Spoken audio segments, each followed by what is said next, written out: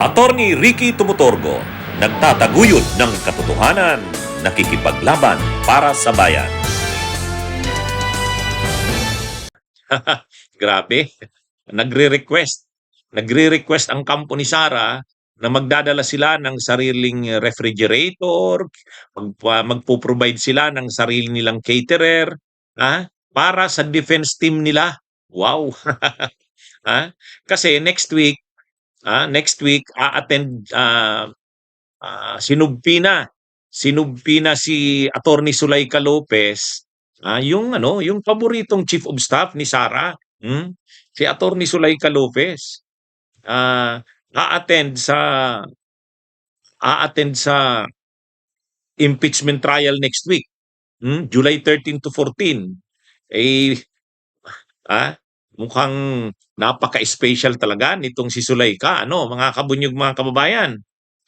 Inihanda na yung mga kailangan daw may sariling refrigerator doon sa loob ng holding room ng defense. Wow.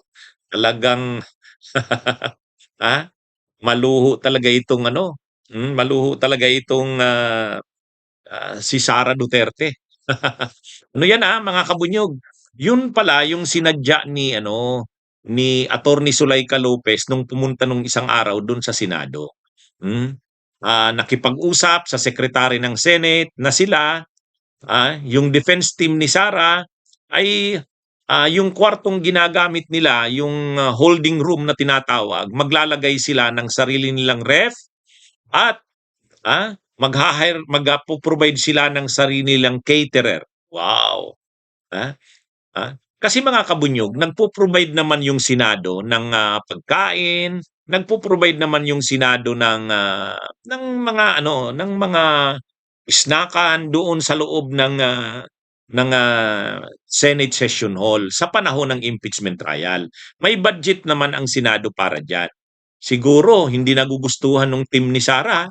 Siguro na sila na hindi nasasarapan sa pagkain, gusto nila masarap na pagkain, yung gusto talaga nila. Matindi, Purely administrative, like ilan daw ba ang guest na pwede lang, ilang seats ang pwede ma-allocate ng Senate sa guest ng defense? So we just clarify the procedure, no? So that was the first question. The second was, doon sa holding area, can they bring in their own equipment? Of course. They asked if they can bring in a refrigerator, a coffee maker. Sabi ko, yes. And then whether they can engage their own caterer. Matindi mga kabunyog. Talagang hindi sila sanay sa simpleng mga pagkain siguro. Gusto nila, naiiba naman yung pagkain nila. O ngayon, para naiiba yung pagkain nila, doon sa holding room, maglalagay sila ng sariling ref doon at may sarili silang caterer. Ay, matindi, mga kabunyog, mga kababayan.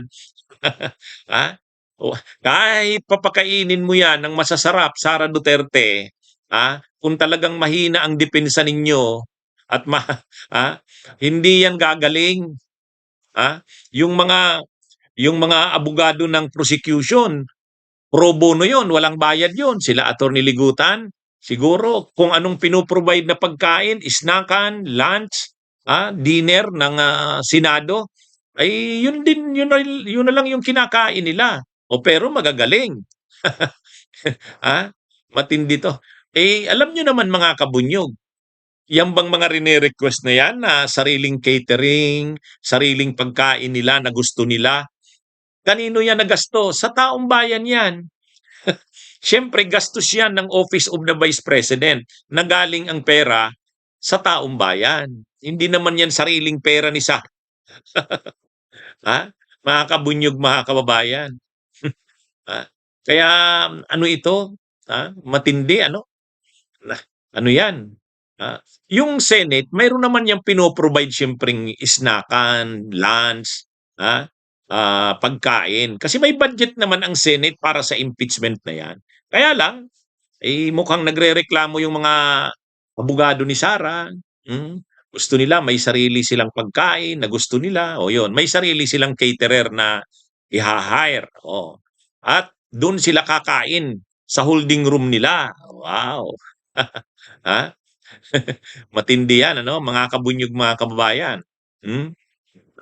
Um, ano ito? Panay luho ang ano nito? Panay luho ang ano nito ni Sara Duterte. Sa bagay, sa kanila kasi ano yan eh, noon pa man magastos talaga. 125 million nga inubos lang in 11 days. Para kila Sara Duterte, ang mga 125 million na yan, 200 million, 300 million, wala yan, barya yan. Ha? Barya yan mga kabunyog. Kaya nga yung 125 million, di ba, yung controversial na confidential funds, 11 days, ubus na. Di ba? Oh, ay ano yan mga kabunyog. Yan ang ugaling Duterte. Ah, ano yan? Oh, yan pala yung inayos ni ano nung pumunta doon si Attorney Zuleika Lopez, nakipag-coordinate, nakipag-coordinate sa secretary ng Senate na gusto nila doon sa holding room, yung room na ginagamit nila, may sarili rin silang mga gamit. At hindi lang 'yon. Hindi lang may sarili silang mga gamit doon. Hindi silang magpo-provide ng mga gamit doon siyempre. Nagpapaalam lang sila. Pero ang matindi, gusto nila may sarili rin silang caterer. Ayaw nila yung pagkain na pinoprovide lang ng Senado. Ha? Ayaw nila doon. Gusto nila yung gusto nilang pagkain din. Wow, matindi. Matindi ano, mga kabunyog, mga kababayan. Kaya lang wala naman 'yan sa pagkain. Wala naman 'yan sa pagkain. Ha? Kahit papakainin mo 'yan ng masasarap, yung mga abogado mo na 'yan, ha? Kung talagang mahirap idepensa si Sara dahil mahirap talaga yung kaso na 'yan, ay wala 'yan. Wala 'yan sa pagkain. Hmm? Ang may nagtanong sa atin, sinong gagastos, attorney? Ay natural, galing yan sa pera ng bayan. I-charge yan sa Office of the Vice President, siyempre. I-charge yan, expenses yan ng Office of the Vice President. Eh di siyempre, kung Office of the Vice President yan, ay di pera natin yan. Pera yan ng taong bayan. Ay mga kabunyog, mga kababayan, yan. Yan ang ugali ni Sara. Ah, ano yan, para sa kanya, ang paggastos ng pera ng bayan, madali lang yan. Sa kanila nga, ang pera ng bayan, madali lang yan waldasin. Ay di ba? Yung sa Davao nga, parang kaharian na nila yan. Kaya nga nung ano, kaya di ba napansin nyo? Ano ang punot dulo ng problema ni Sara? Pag upo ni Sara noong June 30, 2022, sabay sila ni PBBM. Ano kaagad ang nakita niya? Oh. Ano kaagad ang nakita niya nung pag-upo niya nung June 30, 2022? Ang nakita kaagad ni Sara, tiningnan niya yung budget na iniwan ni Lenny, kukunti na lang. Kasi ang budget naman ni Lenny sa isang taon, 600 or 700 million. Ay syempre, yung January to June, nagastos na ni Lenny yon. Pag upo ni Sara, July naman sa kanya to December. Ay kung nagamit na ni Lenny yung kalahati ng 700 million, di ilan na lang natira sa kanya? 350 million. Hindi siya sanay doon. Hindi siya sanay doon, si Sara. Kaya kagad-agad, di ba, sumulat kay PBBM, Mr. President, providean mo naman ako ng dagdag na pundo. Wala akong kulang itong pundo na ito. 350 million lang yata ang iniwan ni Lenny. Ay hindi niya naman masisisi si Lenny kasi kunti naman ang binibigay ng administrasyon ni Duterte na budget ng OBP noon, 600 million, 700 million. O di syempre, yung kalahati, halos nagamit na yan ni Lenny kasi 6 months si Lenny naging vice president pa noong 2022. Kaya pag upo ni Sara, anong ginawa ni Sara? Humingi ng extra fund. Humingi ng extra fund. Pinadalhan siya ni PBBM. 125 million. Pinadalhan siya, confidential funds. Natanggap ng opisina ni Sara December 13. Ang problema, mauubos na, ilang araw na lang. Kaya niya bang maubos yon na December 13 natanggap? Tapos Pasko pa. Paano yon? Ay wala, inubos ni Sara. Inubos in 11 days yung 125 million. 'Di ba? So hindi talaga sanay si Sara sa mga sakripisyo na yan. Hindi. Maluho talaga. Maluho talaga. Total, hindi niya naman pera yan. pera yan ng bayan. So ito na, ah, sa halip na kung ano ang pino-provide na pagkain ng Senado, kasi may ipo-provide naman ang Senado na pagkain. Siyempre, snackan, mayroon naman yan.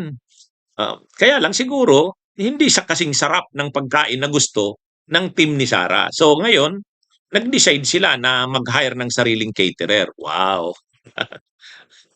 Wow! Siguro, hindi nila nagugustuhan yung hinahanda ng Senate. Hmm? 'Di ba? Kasi siyempre, ang Senate yung nagpo-provide ng pagkain para na sa lahat yon na nandun. So nagtitipid din siguro yung nagtitipid din siguro yung Senate. Hindi sanay sa pagtitipid itong mga tao ni Sara, eh. Hindi sila sanay sa pagtitipid. Kasi pera naman ng taong bayan 'yan, bakit mo pa titipirin? 'Di ba? Anyway, 'yan, mga kabunyog, mga kabayan, magandang araw sa inyong lahat. Magandang araw.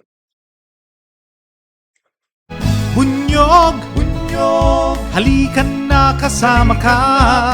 Bunyog, kapag buklod ay may pag-asa. Luzon, Visayas, Mindanao, isa ang pananaw. Sa bagong Pilipinas ang bunyog isisigaw. Bunyog.